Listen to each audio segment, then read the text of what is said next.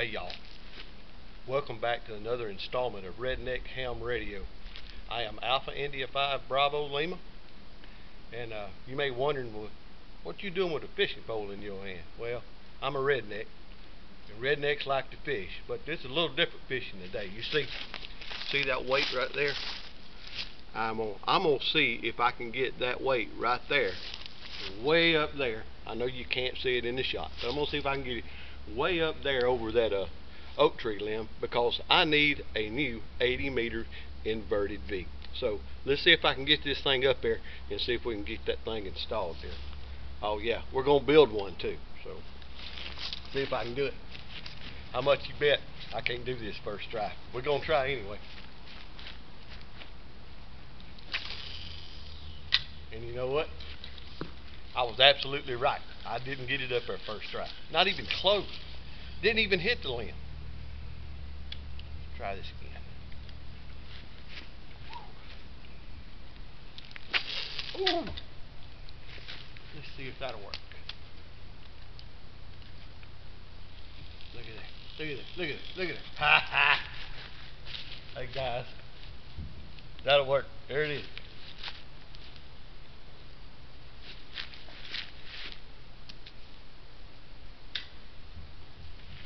Now, we've got the preliminaries done. Let's go see if we can build an antenna. Alright guys, now, so the first thing that we need to build this inverted V is wire. So we want to build it for 80 meters. So an 80 meters goes from, on the voice portion anyway, it's 3.6 to 4 megahertz. So let's find somewhere in the middle, and if you take and add those two numbers together, divide them by 2, and you come up with 3.8 megahertz. So we also know that we can find our wavelength by using the formula 468 divided by the frequency in megahertz. So when we do that, so we say the 468 divided by 3.8, which is our frequency in megahertz, we get a little over 123 feet. Alright, so we know that that is a half a wavelength. So, and for an inverted V, you know, it's nothing but a dipole strung up in a V, for the most part. So there's a few other things that go on there mathematically, but we know that roughly half of that, since we want one leg of it, or each leg of it, we want to be a quarter wave. So we want the full thing to be a half wavelength long. So we know that roughly 123 feet roughly is 61.5 feet. So what we're going to do, I've got some wire here. This is number 12 THHN. No, I did not spend a lot of money on this wire. This wire was, this whole spool was gifted to me. So anyhow, we're going to, let's see if we can cut roughly 60 feet. What I'm going to count 60 feet, because this little thing called velocity factor, and just the fact that it's an inverted V would actually shorten the antenna just a little bit. So I'm going to count this out, and I'm going to do this redneck way. So y'all don't get too mad at me. This is not a precise measurement, but it's not going to have to be absolutely, I mean, just right on the money, because we're going to tune this thing after the fact. So here we go. We're fixing to count it off here. 5, 10, 15, 20, 25, 30, 35, 40, 45, 50, 55. Alright, there's 60 feet right there. So I'm going to cut this off right here. So that gives us one of our legs, and I'm going to cut another one of these, and I know you want to watch me do this again. So I'll be back in just a few minutes with both of our legs, and we'll make some type of feed point connection, and we'll get this thing strung up in the air. Alright guys, I'm back. I shot this once before, but man, the way I positioned the camera, it cut my head off. Couldn't see what was going on, which y'all probably don't like to look at my ugly self anyway. But this that you see me holding in my hand right here, this is a cedar fence spigot, and I actually cut off of this piece here. So I ended up with this. Cedar being a type of wood that is not susceptible to rot, nor do parasites, bugs, and stuff don't like it very well at all. So I'm going to use this for my feed point connector.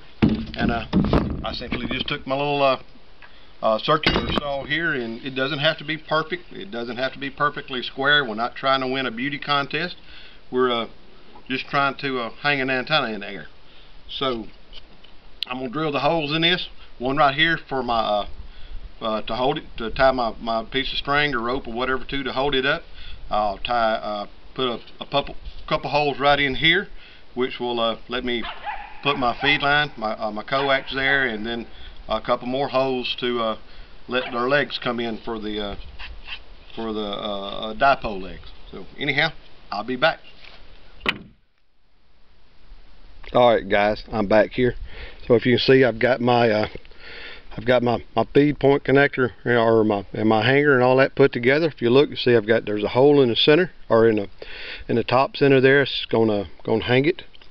And then I've got two little holes that turn it over this way. You can see the holes a little better there. So you see where my coax comes in to the bottom, and then I secured it with a tie wrap there. Put two more holes there for a little strain relief.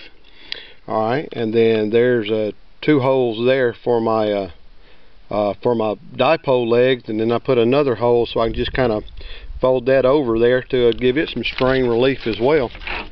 So, you know, simple, not beautiful, but it'll work. So I had a subscriber ask me about my chokes, probably about the one that I've got out on my ham stick, but this one is the same. So, and I think I told them in the comment that it was 5 turns, and I guess I told them a story, because this one is actually 4 turns. So anyway, that's just a 2-inch piece of PVC pipe that I cut. That looks like maybe 2 inches wide, 1.5 to 2 inches wide. And this coax that I use primarily is just RG8X. It's pretty cheap, and it works great at HF frequencies. Not so much at UHF frequencies, but it will do okay at a HF, and it does fare well on 2 meters as well. But anyway, that's a 2-inch piece of PVC pipe that I cut about 2 inches long, and I wrapped 4 wraps around it there, and I just secured it with tie wraps. So anyway, let's go see if we can get this thing strung up in the air and get to tuning this antenna. Be back. Alright y'all, back around here at the fishing hole, and y'all may be saying, well, how is he gonna get that antenna up there? That thing's at number 12 THHN. That thing's gonna be heavy, and I know he ain't gonna put it up there with that little old fishing line. No sir, I'm not. But the way I'm gonna get that up there, because I mean, this is 50-pound braid, but I am pretty sure it will not hold that antenna for any length of time. So what I've got is this is a pretty heavy duty stuff here. This is a chicken house string, which now I normally just I just buy a string from Walmart or one of the other box stores or something, whatever. It works great, works fine. What I'm going to do is I'm going to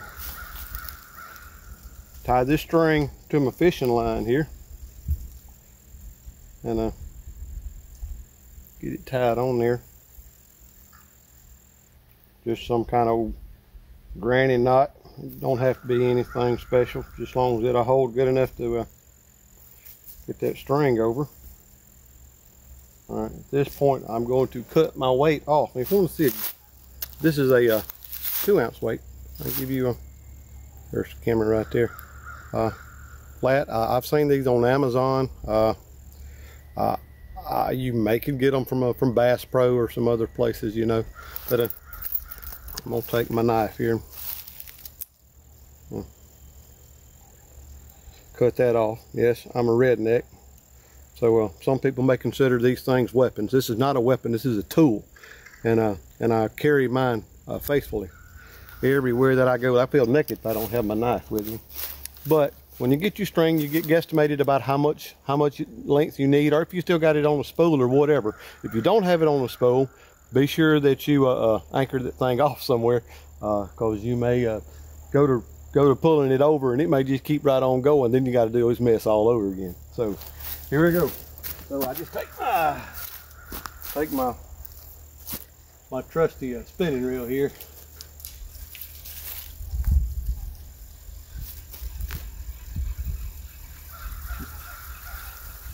get it over the top of the limb. And I should have showed y'all how high I had this thing, but and I had planned on it, but when I got in the middle of making the scene, I just completely forgot about it. I'm sorry, guys, but I'll tell you that my apex is probably going to be, that looks to be about 50 feet. So this thing's going to be up in the air pretty good. So I'm going to have to go off camera because my idiot redneck self left my antenna over yonder.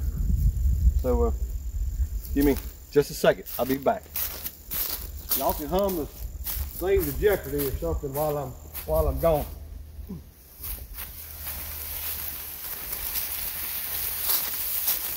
So, all right, I'm back. So that's my antenna right here, 2 legs. What I failed to mention too, what I did, I took a length coax. I went ahead and I put got a PL259 on it. This is actually a piece of coax that I already had, and I've used this before. You can see where I've had the tape residue, and that's just a little barrel connector for where I'll connect my rest of my feed line to. But I better do that before I put this thing up in the air. Boy, wouldn't that be something? Where's it at? Here. So connect this thing here, and I guess I need to show you the way I'm going to suspend my legs too. So in just a second. I'll go off camera again. I know this is probably boring. Yeah, this is the end of one of my legs, and you can simply take this. I talked about lengths and stuff, doesn't really matter. It doesn't, but it does, especially when it comes to this part. You kind of want to have the same amount on both ends there, but you can actually take this wire, you know, to start with. I'm going to take about this much of it. You just fold it back on itself. That works fine. And where I suspend my strings there, suspend the legs, I've got some more string just about like this. I'm just going to put it right here. I'm going to tie it around it. So let's see if I can get this thing stretched out here, because right now I got a hot mess. So I'll be back. All right, y'all, here he is. I kind of I got it untangled there and just got it hung up in the air just a little bit. Let's go around here to where the other side of this leg is, and I'll show you how I have mine secured there. And just like I said before, I just took it in I just doubled it up on itself. I made sure I had the same amount on both ends. So if you can see it from here, it goes over my fence there, and actually that thing's just on another fence post tied to a T-post. I like them T-posts. Anyhow, let's see if we can get this thing hung up in the air, and I'll see if I can get that on camera too, of how I get that thing up on the air. And let's see if I can get around the other way here, so the sun won't be in the camera there. But I know if you can just follow that. All right, see how high that's where that apex is going to be, right there where that big limb is. So that's up there a good ways. That's about 50 feet.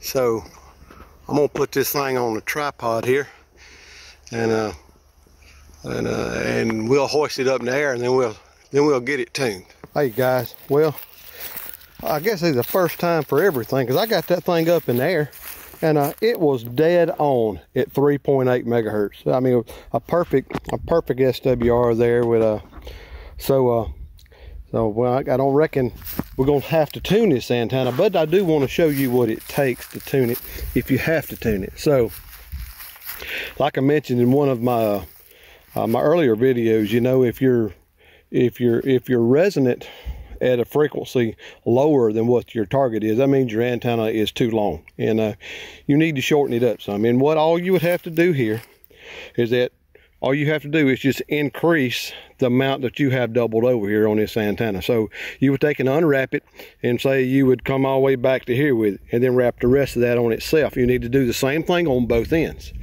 So that would that would electrically shorten that antenna.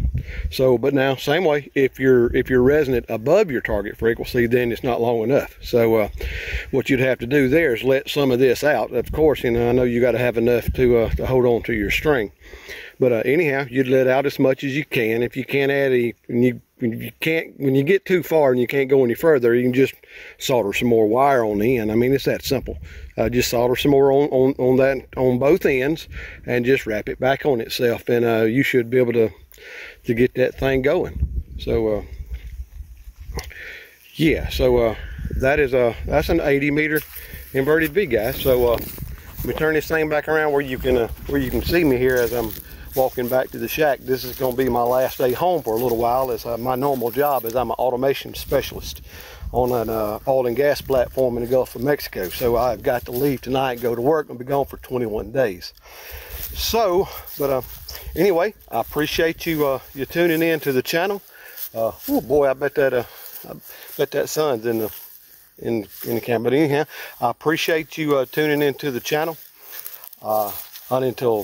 Until next time, you have a blessed day, what's left of it. This is Alpha India 5 Bravo Lima, and I am QRT.